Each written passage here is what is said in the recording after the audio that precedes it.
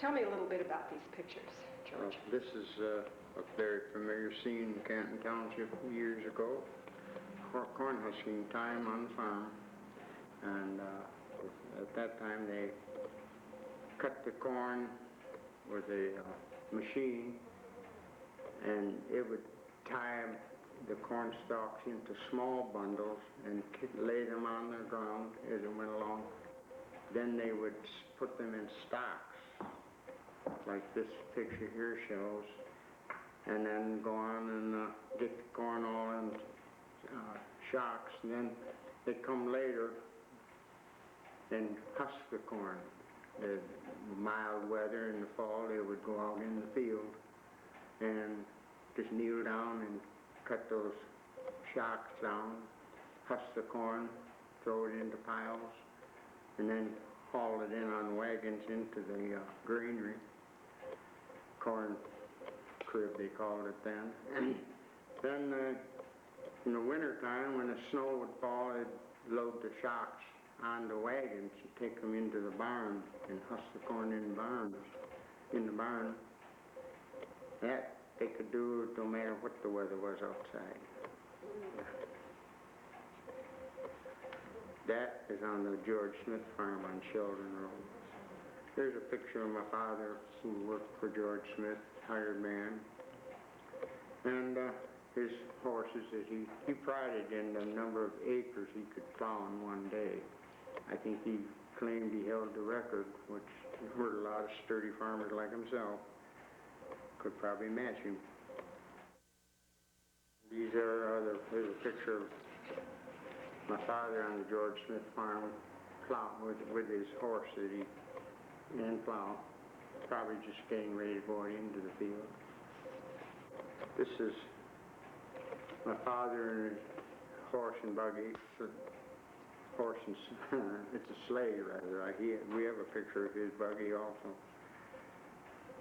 That's on Smith Farm, and probably this could be on my grandfather's farm in Whitaker, but you know, it's him and his horse on the farm.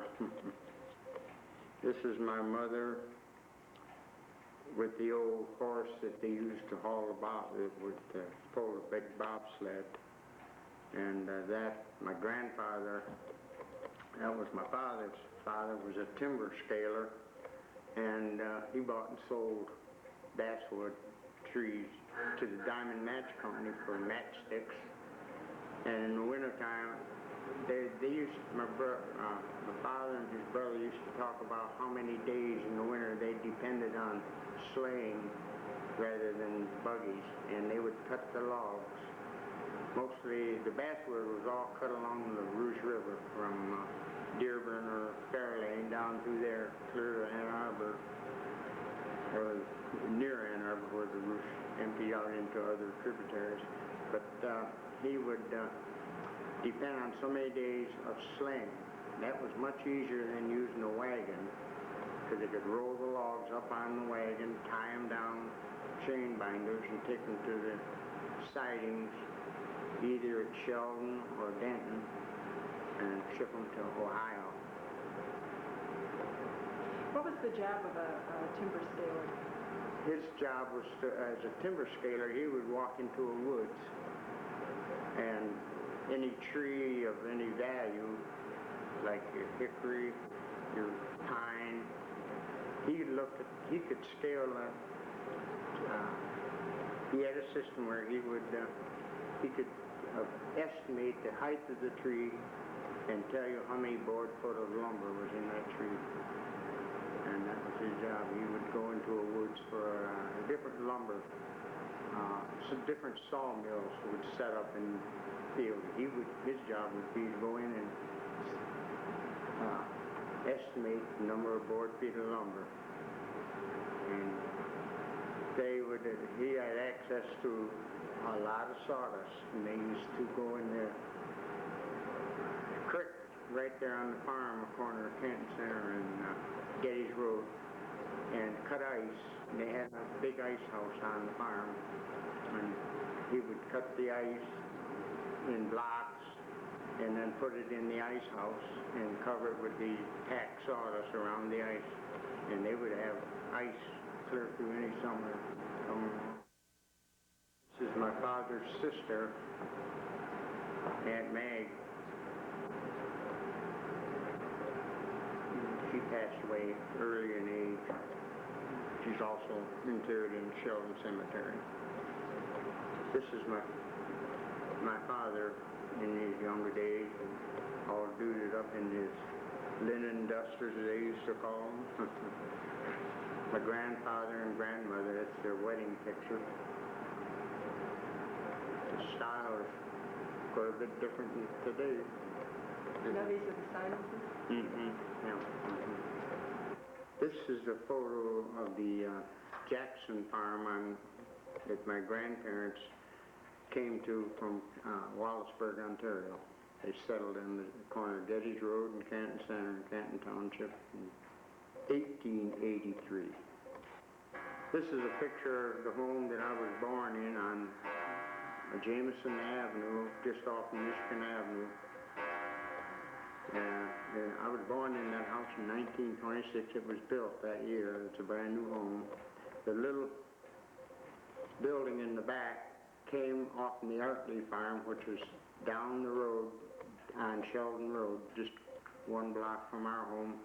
I remember my father and my brothers and uncle, it was quite a chore, but they took a Model T truck, backed it in the front door of this building, clear to the back of it, raised it up, and nailed timbers across and let it rest on the bed of the truck, and then drove down Artley Street to Jameson Avenue and backed it around, placed it in our backyard. I remember that very well. It was quite common to move buildings. Yeah, oh yes. This is a barn on Jameson Avenue. It's on my grandparents' home, and it's my older sister standing in front of the barn. Oh, there's a cow back here. We used to kid my sister about we didn't know which one was the cow. This is my grandparents' home on Jameson Avenue, and that barn that I just showed was in behind this house.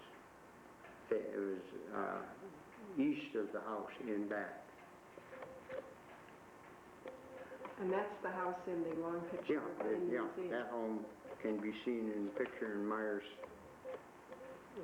grocery store, Myers store there on Canton Center and Ford Road.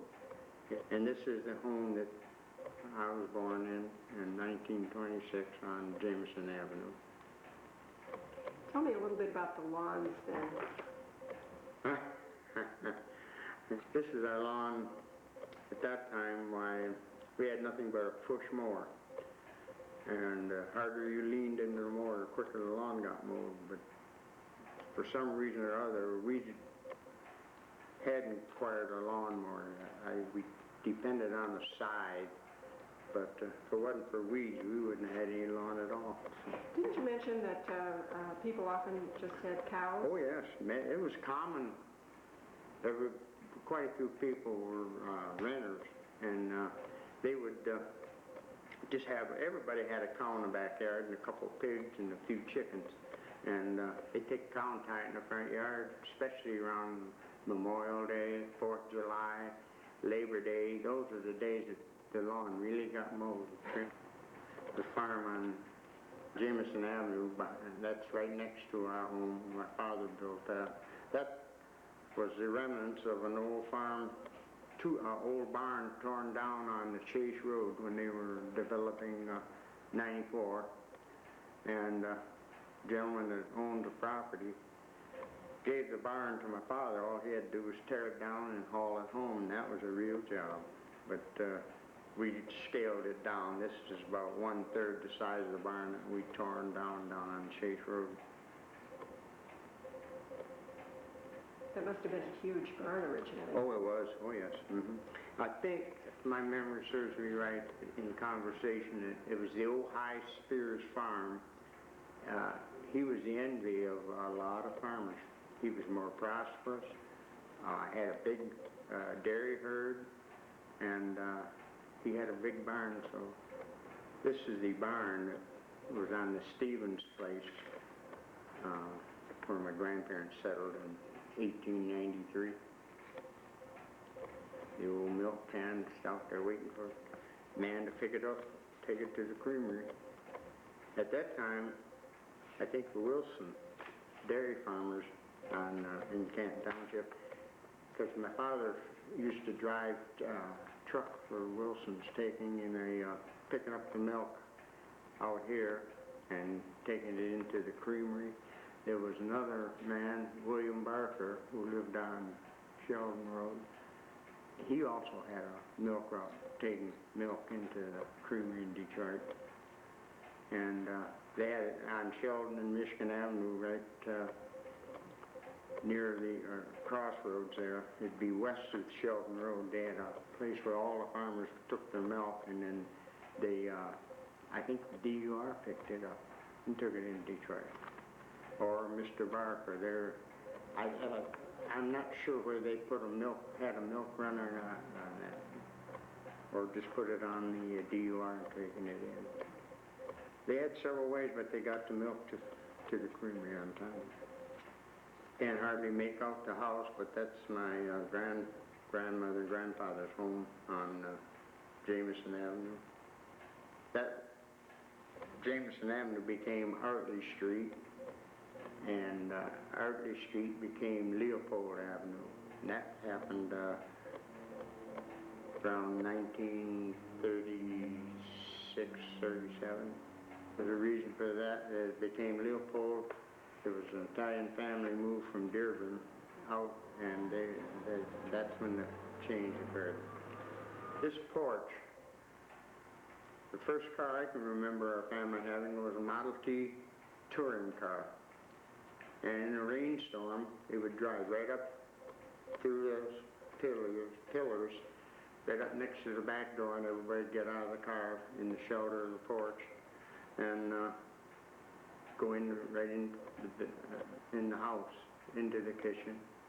And then a lot of times we'd just leave the car parked there, because at that time we didn't have the first Model T we had. We didn't even have a garage. And the garage of the building was moved from the old Hartley place on Sheldon Road later. And the big three, left to right, is William Simons, my father, John Simons, my uncle, the older of the three, and then James Simons, who people around here know him. He was a carpenter, builder, and that's taken on Canton Center Road, in front of their sister's house, Sarah Williams. This is the same house the picture is taken. And that same house on Canton Center Road, back in the woods, this is where we used to have our family picnics. And this is all family members. You told me there was a lot of good eating. Oh yeah, oh well, you know. Farm women in those days took pride, especially in baking cakes and pies. For some strange reason, they'd always get to me and say, that's my cake over there. Now you be sure you get some of that. And I never resisted in any way. Just wound up with a stomachache a lot of times. This is a picture of the cousins to Uncle Jack and Aunt Sarah and my father and Uncle Jim Simons. These are cousins, the Wrights, who a lot of them lived in Canton Township. Aunt Sarah Williams' son Rosser. He was a controversial figure in the early days. He was one of the few that graduated from University of Michigan School of Pharmacy. And he was 19 years old when he graduated from pharmacy school. All he had to do was look at a book. He'd tell you which was inside of it. And this is Baldwin Badalucco, next door neighbor and friend, engaged in the ball game. And this is Russell Christopher, another, him and I were in the same class, and there's his father's Ford pickup. They lived down on Lily Road, and he would drive that to school.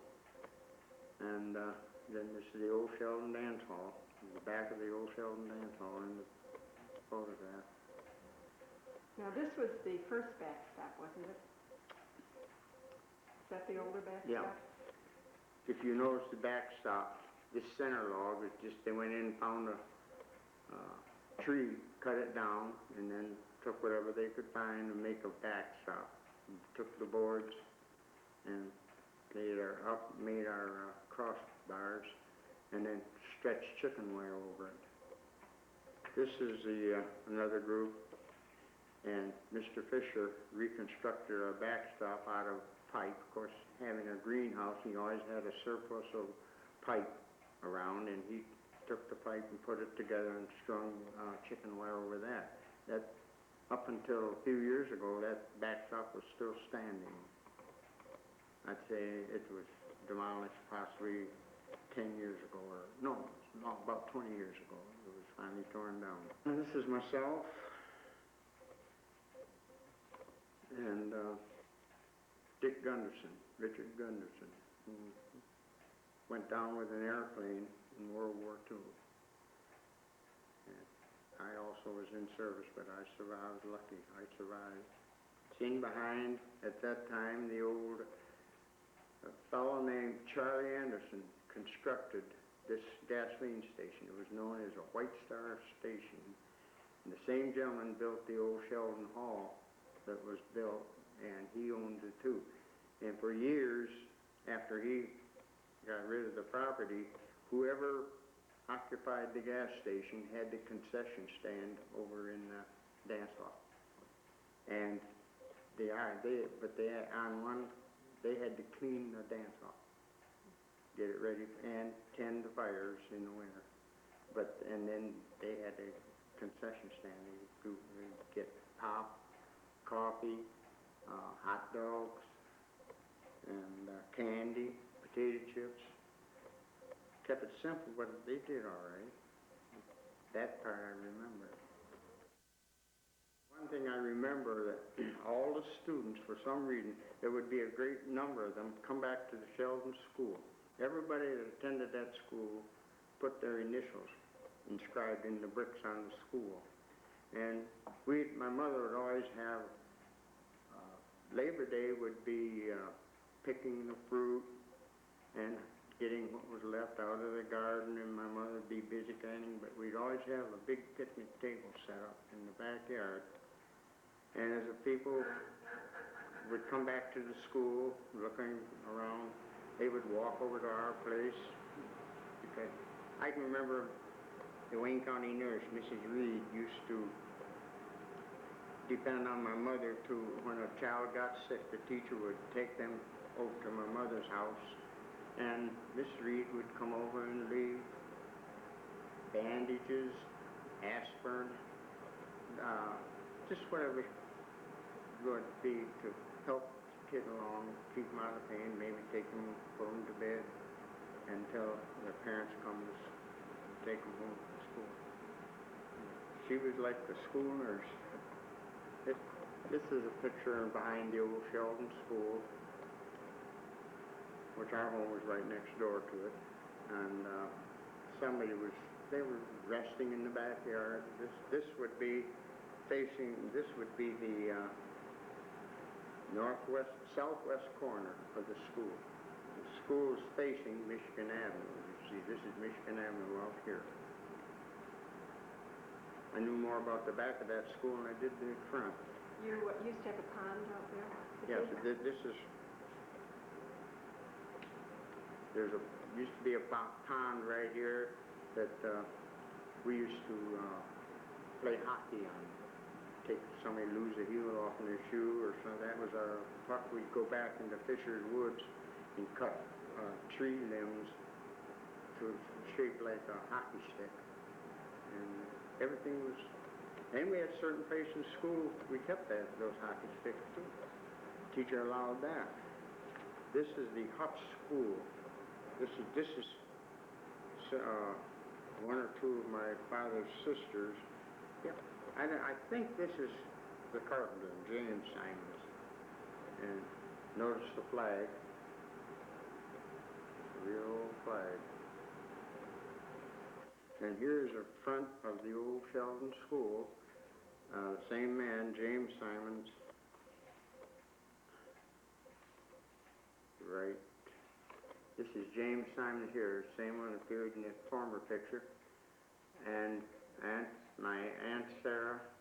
And then there's some of the Wrights pictures are in here. They also lived in Canton Township on the old George Barker farm. Tell me about the front doors. Oh yes, these front doors were the original.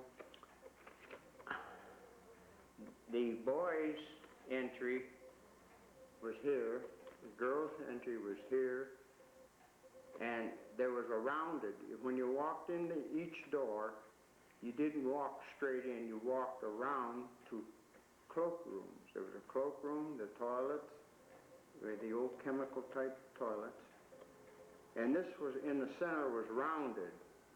And on the enclosure and in the front of the doorways there, the old heating stove, big furnace light, was in there, and it was rounded so that when they came in the door, they came around and then into they could put their coats and galoshes and lunch pairs on shelves and go into the classroom.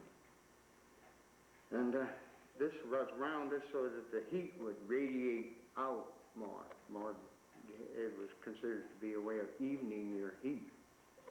But I remember that very well. And then a few years later, under the supervision of the federal government, had a grant, and Sid Sutton he was the superintendent of the job of putting digging into all that good old Canton Township clay, and they would wheel it out. The work was on this side, and they cut a hole, dug a hole in the ground, and went down, knocked a hole in the foundation, and from there they took picks, shovels, and shoveled the clay out into wheelbarrows. And then one man would lift the wheelbarrow and the other would take a hook and hook on the front of the wheelbarrow and pull it up the ramp and dump it out. And that's the way they dug the basement of that schoolhouse. And they put in sanitation, running water, a pump. They put a sump pump in there, paved floor, central heating, a big new furnace in the basement. And then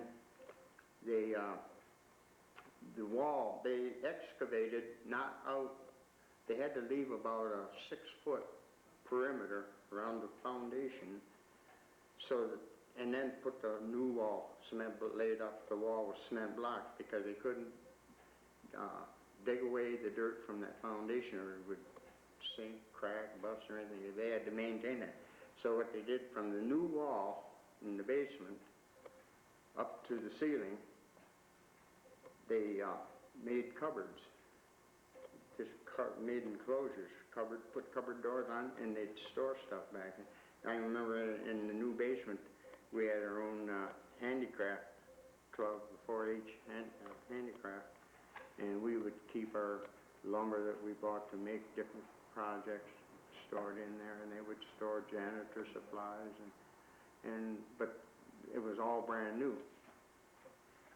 And that was quite an improvement. Now, your father and your uncle had worked on digging the basement? Oh, yeah. Yeah, they had the old salamander barrel sitting out there with logs. They just put a big long log in it and just let it burn down. To keep it burning all day. Sometimes it would burn all night. We were living right next door. All we had to do was keep feeding it, and Lord knows the wind would trim all the trees in the schoolyard. We always had a lot of wood to burn.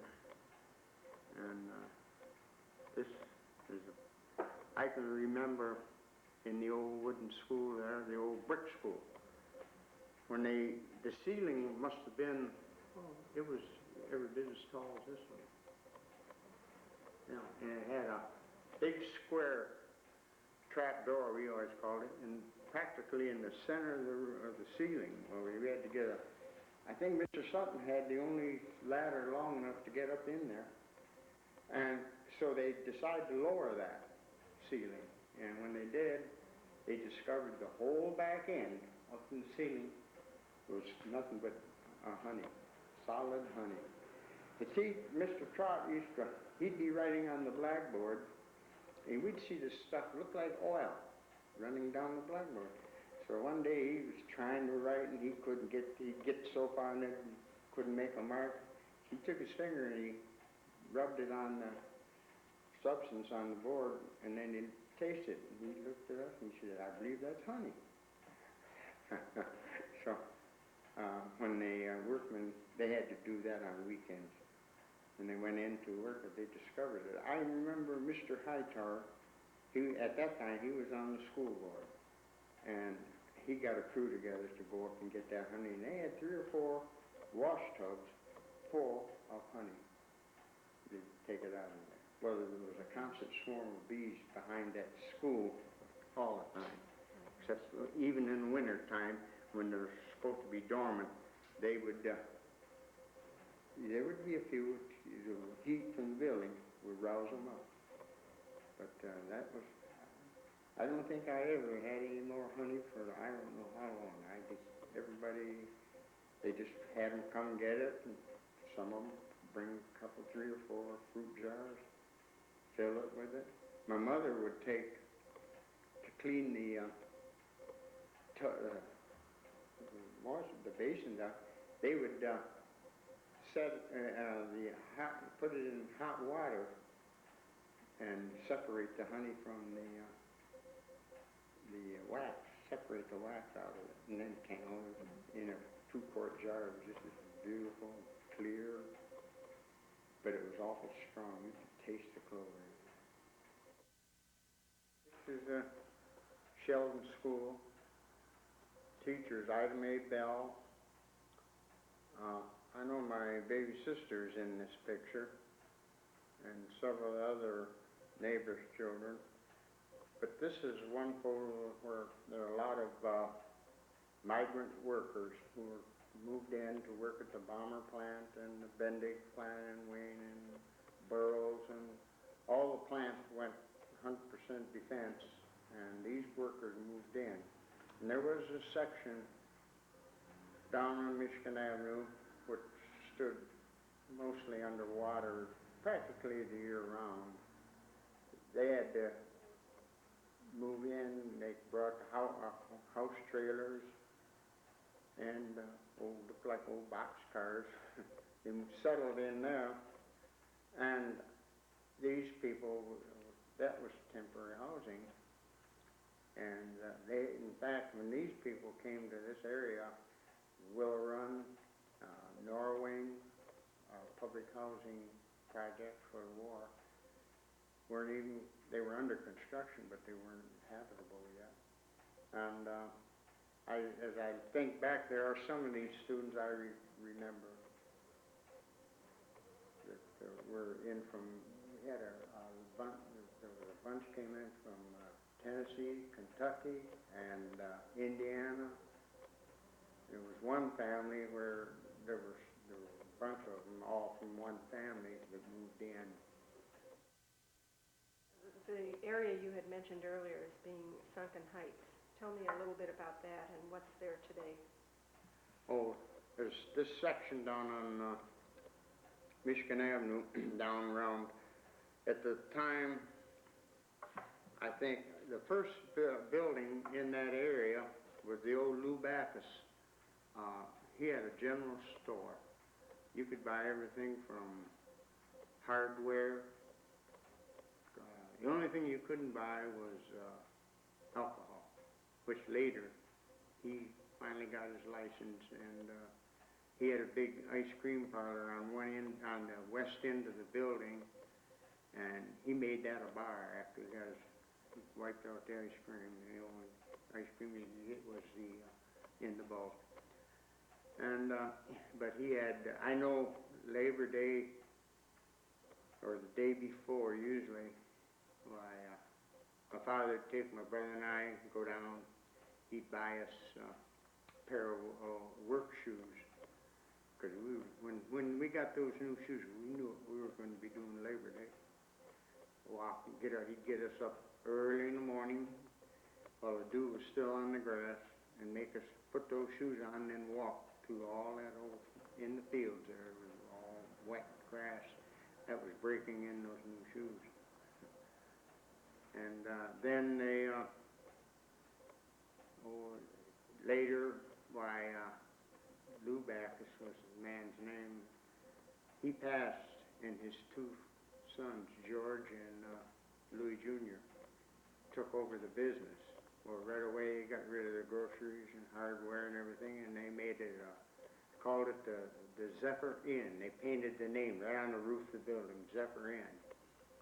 And then the Army got Lou and George both. So a fellow by the name of Abraham bought the bar, and he run it. And then after the war ended, Eddie Lipinski from Belleville bought the bar, and he began to modernize it, and a new edifice was constructed, and Eddie sold it to two fellows, I forget their names. And it changed ownership three or four times before the people that own it now. It's known as Lucille's. I think they run it the longest of anybody. And there were some of the people that lived in house trailers built homes back in there, but now the township has bought all the, made it a commercial, industrial neighborhood.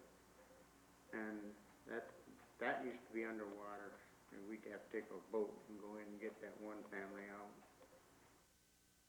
This is our 8th grade class of which I remember.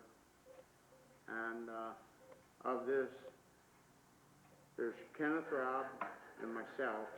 Started kindergarten in Sheldon School, graduated in 8th grade in Sheldon School, entered high school at Ypsilanti, Roosevelt High School, and we graduated in 1944 from Roosevelt High, entered the Armed Forces.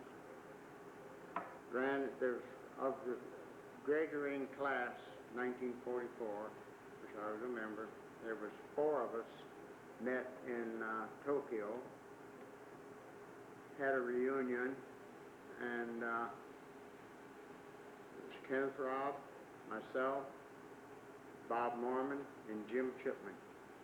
Fred Barker was also in Tokyo with the 720 MPs. He was 2 years ahead of me in school, but the 5 of us were there in Tokyo at the same time. Henry Herrig was in the Philippine Islands. We used to converse, but we correspond, I put it that way. But we were supposed to get together, but we never did. And my brother was also, he was in South Pacific. He used to correspond with me, and we were supposed to, I was supposed to go to Leyte Island. He was supposed to go, we had made plans to meet. Well, meantime, they decided to ship him home, discharge him, so we never met overseas. But there were several of us that had a chance to meet one another at our 50th reunion. The 4 of us took our pictures again, and I haven't gotten a. I've got at the 40th reunion, I got a picture, but they haven't sent me the one for the 50th yet. But it was quite a thing to be thousands of miles away from home, and yet half at home was with you there. It's a real uplifting thing for me. Here's the big 4. that I mentioned previous, Jim Chipman, myself, Kenneth and I started kindergarten in Sheldon School together, and we went all through. And this was at our 40th reunion, high school reunion, and Bob Mormon. And this is a photo of Henry Herrick, taken the 14th day of August, his 22nd birthday. He was in Manila. That was taken in front of a home that I had in Tokyo. You bought a house while you were in Tokyo? Yeah. Military weren't allowed to have ownership, but I made arrangements.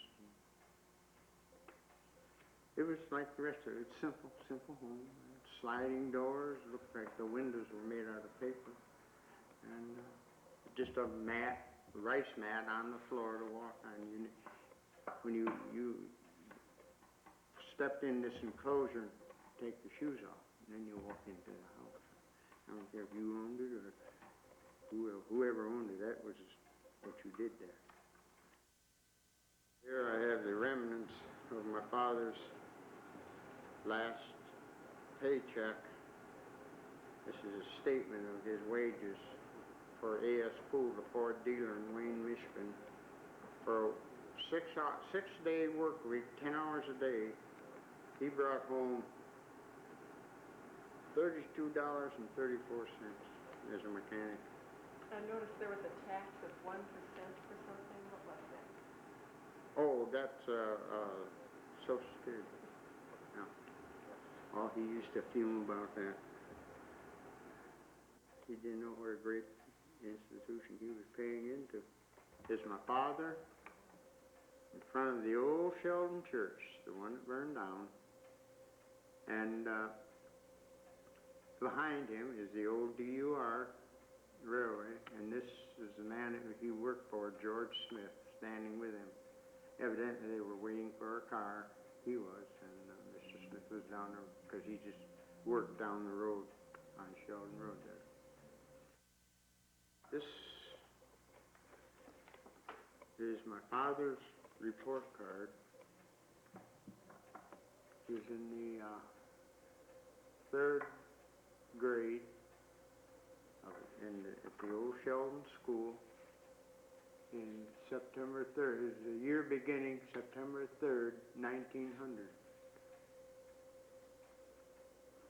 He had some pretty high scores in here. 80, 90, 70, 80, 86, 89. Of course, this day's absent was running real high because he was big for his age, and he had to actually get out in the field and work, and that's why he liked harvesting. I could understand that. And this was from Sheldon School. Sheldon School. Mm-hmm. His teacher was George Gill. His name is on the report card is Willie Sammons. Now, somewhere along the line, sometime in 1900s, a name changed to Simons. They did away with the A and put the I in Simons. This is a Simons burial plot at Sheldon Cemetery. And since then, my father has put a much larger headstone, and then, big marker, and then the headstones for everybody in the cemetery. He brought it up to date. And I think that's the Thurkettle stone, the big large one right to the right of it. And this is Thurkettle, and this is Simons. And see, what's that family? Seabold is right ahead of our plot. They're between our plot and the fence, facing Sheldon Road. And then the Suttons are down and the Barkers, they're all, I put flags on all the veterans' graves in that cemetery, and I'll find somebody new in there every time I go in. This is Mabel. That's my father's sister. This is Mag, Aunt Mag, Margaret. We always called her Mag. These two are buried over at Shelton Cemetery. And Uncle Ben, he died a real young man. These all died with TB.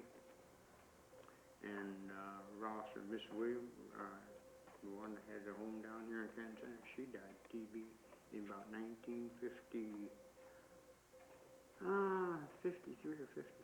Because I know her son had the drugstore down in River Rouge, and I used to go over every day and check on her, because she was practically bedridden. I'd take her mail into her and her paper, and check and do whatever chores she wanted done around there. And when she passed, Wayne County come and got me. I had to go in and get checked out. They did a lot of tests on me, because I was the last one to be around her. Now, that's my grandfather's brother and his daughter. He landed in Ann Arbor from Wallaceburg. Oh, Wallaceburg. That's where the farm was. Out on the 11th and Session, Dover Township. Now, he came to Ann Arbor first. Yes, and about 3 or 4 years before my grandfather did. But his intentions were to go west, but his wife got ill, and she died in Ann Arbor. And then, but after he got the family all in college, in school, and then he stayed a few years, and then he got stuff together and headed west. He remarried out there. They moved to Monrovia, California. That's my mother. We had that done for her birthday. And I don't know. I think that was before she was married. This is my mother's mother, grandmother. She was a McCurdy. Grandma Evans, maker of onion soup and potato soup. Oh, that tastes good. This is my mother's uncle, Will Evans. What do you think was best about growing up in Canton when it was still a small farming community? Well, it's like you say, it was a community. Those days, a farming community, food wasn't a problem. And our social life was limited. At Christmas time, we have party, or we put on a program at the school for PTA. Students all get a gift there. Mr. Fisher would bring the Christmas tree in, help, and then we would decorate it. And then from here, the tree, after our program, we'd take it down to the Shelton Methodist Church, set it up, and we'd have our Christmas program. Mr. Fisher would move the tree and help after church, after Sunday school, after church, we'd always decorate the tree. And then we'd have to rehearse for our Christmas singing, and they'd put on maybe a little skit, but it involved mostly singing. And then he would take the tree from the church to his own home. So now that was something that everybody was grateful for, because I used to stop and think there was people in the community that attended the PTA functions. They didn't even have children in the school. And but they always be there, and I can remember one time we had a harvest PTA. It was like a fair, and after we put corn stalks and pumpkins throughout the building, and had tables set up, and they had all the women would bring pumpkin pies and apple pies and whatever, cakes. And they'd have that great big old granite coffee pot on. The PTA bought an electric stove, put it in the corner of the school. And we would like have the Halloween parties, Valentine parties, where the teacher we'd cook something like a goulash or mixed spaghetti or chili. And it was just an activity that as I look back, that was one way of keeping the students together. And Josh, Mr. Trot about our kind of cook he was and this. But the Christmas plays I remember very well because, we'd get out of school, Wednesday would be our last day in school. Thursday was Thanksgiving, and we had Friday and Saturday. We had a long weekend. And when we come back to school, the teacher would get, Mr. Trot would he'd meantime do some scouting around. He'd start reading plays to us to see which one we like, which one we want to put on. And that every day we just rehearsed, and then we'd start picking out the cast and getting the costumes together and getting the stuff set together for the stage. And it was quite a thing producing a play in those days. And that was really, I enjoyed that because there was a lot of camaraderie there. And you'd be surprised, we had students who look in a book and that's about all. But they would really get with it. Everybody was involved in it, one way or the other. And that was another thing, limited on students. I know there were so few of us. The one year that we put on a play, it was on a ranch, and I had to play the part of a man, a ranch hand, and a woman. I'll never forget it. But like all the rest of the students, you get stage fright, you forget your lines, and ours, there was a lot of ad-libbing going on, and we just made a comedy out of that one. I remember I didn't take my pistol belt off, I just put the dress on over. Maxine McKinstry, she let out a whoop. When I went to walk, those pistols were shifting like my hips were. And from then on, it was just, teacher got kind of perturbed at us. I remember Mr. Trot, he was standing in the backdrops behind the curtains. He reached down, he was taking his belt off and looking right at me. I figured I knew what I was in for. But that was one instance. I remember this year that we used to go in, up to noon in the little school in the 4th grade. And Phyllis Dingley was my teacher there. And then we went over in the big school, the brick school, the school that's still standing. They, Mr. Beadle was a teacher in my 4th grade. And after school, there was a bunch of us linger by and start riding a merry-go-round or swinging. And this time it was quite an activity. After school, the flag rope was hanging there idle. They'd have it tied up. Well, we'd untie that flag rope and get a hold of it and start running and see how far out we could swing and how far around the pole. For some strange reason, I've never been able to figure out why, but as I was going, and I was in the north position, going around that pole, I mean, I was strung way out, and that rope gave away. And who should be going by but Mr. Beadle? He seen it. I hit the dirt. Flag rope draped all over me. And we had, in the school at that time, we had what they called a junior citizenship club. And they'd meet, I don't know if it was every Friday or every other Friday or what. And anybody that acted up in school had to go in front of the judiciary board. Well, I had to face that board. And my penalty was for breaking that rope. They bought the rope, but I had to shinny up that pole and loop it through that pulley and bring it back down and tie it. I was talking to a former student here a few years ago. I was at his daughter's wedding, and he started laughing.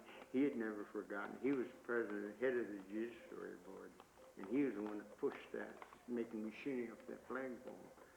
We got to laughing about that. It's quite a thing. And then another one, when I rode Jim Schoner and I rode a horse from down at Michigan, Canton Road they occupied the Buchanan farm. And so he told me, he said, come on, let's go up, get on, he called the old horse's name, said, we'll ride that down to the ball game. So we rode it down to this building here and had our ball game, then rode it back. But those were two items. Oh, and you know, in my third grade, we used to have a little party for Thanksgiving, and I know I had to learn a poem, and of course my mother was there. All the mothers of the students would come for the program, and for some reason that poem came back to me one time overseas, and I finally remembered it, and I'm going to recite it. Good. And it goes, but dost thou think of drumsticks? I ask a barnyard bird. He grinned a turkey grin and answered me with these words. They're good to eat, and they're good to beat, but sure as I'm a living, they're best to run away with on the day before Thanksgiving. That has stuck with me all my life. Esther Smith taught me that poem. The Friday night PTA programs, the Saturday night, everybody went dancing, square dancing, and whatever, Sheldon Hall, and they didn't care if you stayed there all night. Sunday morning, you better be in Sheldon Church. Most of them it was just, and then we had the Epworth League at the church, so that would take up Sunday evenings. What was that? That was a young people's group, youth group. Mm-hmm. And we'd have activity. I remember going to the roller rink in Plymouth, roller skating there, and I was just learning to roller skate. And I put my whole foot right through the music box. Instead of going in a curve, I went right straight. And I was one to start out. I had to go wide open or nothing, you know. And I put my foot right through there.